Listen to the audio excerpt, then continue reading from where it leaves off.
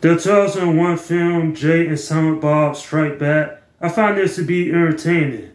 While this is not one of my favorite movies from the View Askew universe, it still is enjoyable for what it is.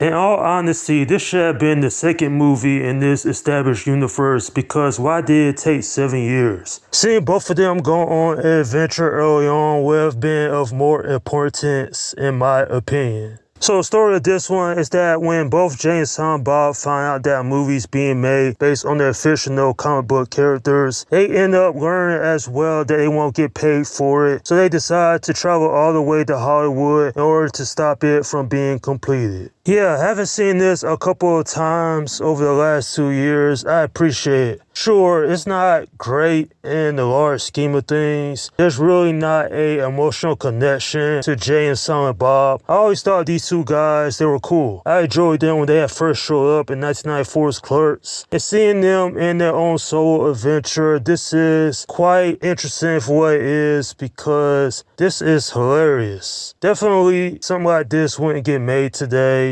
It's very crude, but I do appreciate this type of comedy, and just seeing both these characters go on this crazy journey do make for some memorable moments all throughout the story.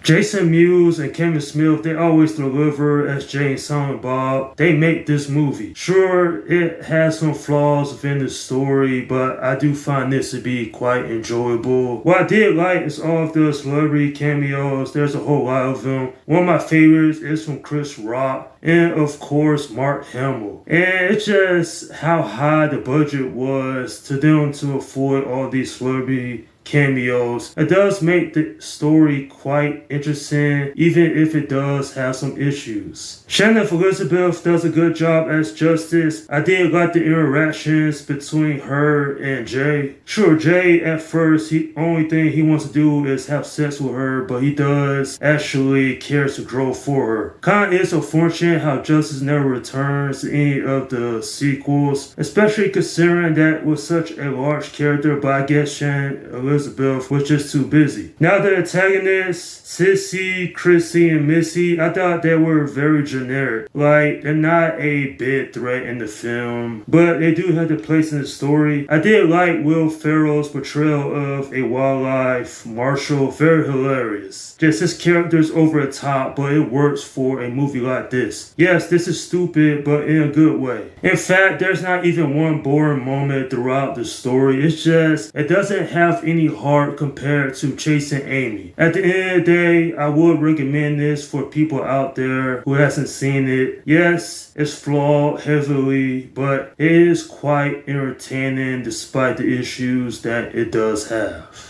I'm giving this film a 6 out of 10. Now, as hilarious as this is, I don't think it really compares all that well compared to some of the other movies of the View Askew universe. Like, for example, the sequel to this, Jay and Silent Bob reboot, has a heartfelt story with it. As far as this one goes, yeah, it's a good time, but it's low brown humor. Nonetheless, at least this isn't a bore fest, and it's just still entertaining even more than 20 years later. And that's my review of Jay and Silent Bob Strike Back. Okay, leave your comments down below in the section and let me know what you think about this movie. Alright, this is Slim Guy 172 saying peace out.